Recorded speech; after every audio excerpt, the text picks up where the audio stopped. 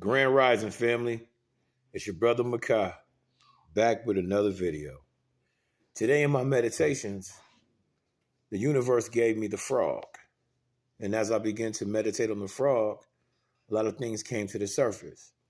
Well, one of the main things is the frog deals with water. And so I got a message that it's about cleansing. It's about us cleansing ourselves, whether we take a spiritual bath or whether we take a sage bath or a white copal bath. It is about cleansing. But one thing we forget to cleanse is not just our auric field. We need to cleanse our mind. You know, your mind is like a high-powered computer. It has the ability to store information, disseminate information, and get downloads from the universe if you sit still and meditate.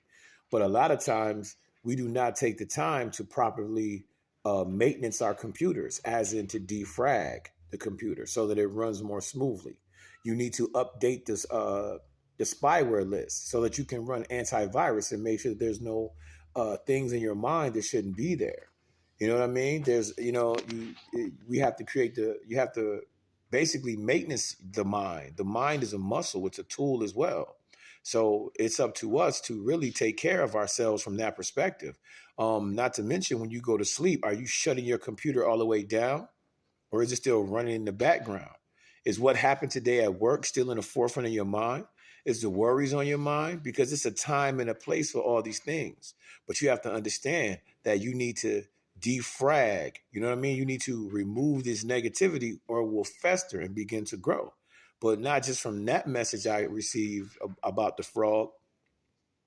As I begin to go deeper into the meditation, it showed me childhood traumas and just traumas in general. And how when you are operating in your trauma, you're in the wrong time continuum.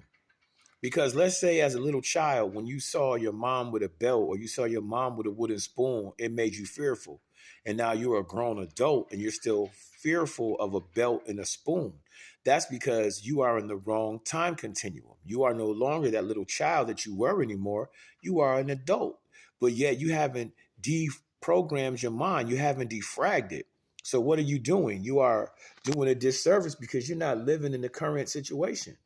You're living in the past. And so I don't care if you had bad relationships, if you had people who disappointed you, these things already happened.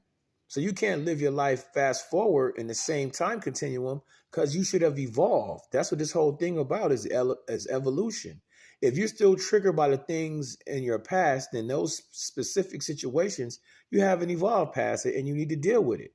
But the first thing you need to tell yourself is like, listen, hey, I'm not 10 years old anymore. And so the same things that affected me when I was 10 should not be affecting me when I'm 30 because I have evolved and I'm in a different time continuum. If you stay in that same time continuum, you're going to have the same experience. You're going to feel the same hurt. You're going to feel the same pain. You got to say, hey, whoa, wait a minute. You know, I am no longer the individual I was when I was in that bad relationship. And not to mention, you can't play the victim because even though the person may have treated you bad, you did something too. You stayed. When they mistreated you, you stayed. When they made you feel less than, you stayed. So it's not just cleansing the mind. You also have to be fully accountable for your actions as well. So when you look back at things or disappointments or things that hurt you, you got to say, I'm not in that space anymore. And if you're constantly hurting, you're in the wrong time continuum. Open your eyes and wake up and look around you and say, man, I'm not at that place no more. A childhood trauma makes sense because when we're children, we don't know how to assess the issues in our life. We don't know how to deal with things that happen to us that's unfavorable. So I understand that. But looking back, you have evolved. You're no longer that little child. So if you choose to live in that space and you choose to guide the rest of your life because your father wasn't there, now you're going to make every man you deal with pay for that. Or your mother was some kind of way, so you have trust issues. Listen, your trust issue is based upon the person that you were. And if you're still operating in that same energy, you're the same person. You know, we can adapt. We change based on your habitat. You know what I'm saying? You get lemons, you make lemonade. You understand? Situations are here to either be a blessing or a lesson. It's either going to teach you something or it's going to bless your life. So it's no way to look at it as a negative. Maybe you needed to go through that deficiency so they will put fire under you because most of us, we react out of lack. Most of us respond to negative situations. Poverty forces us to rise up. Neglect teaches us to not neglect ourselves. See, that's the thing.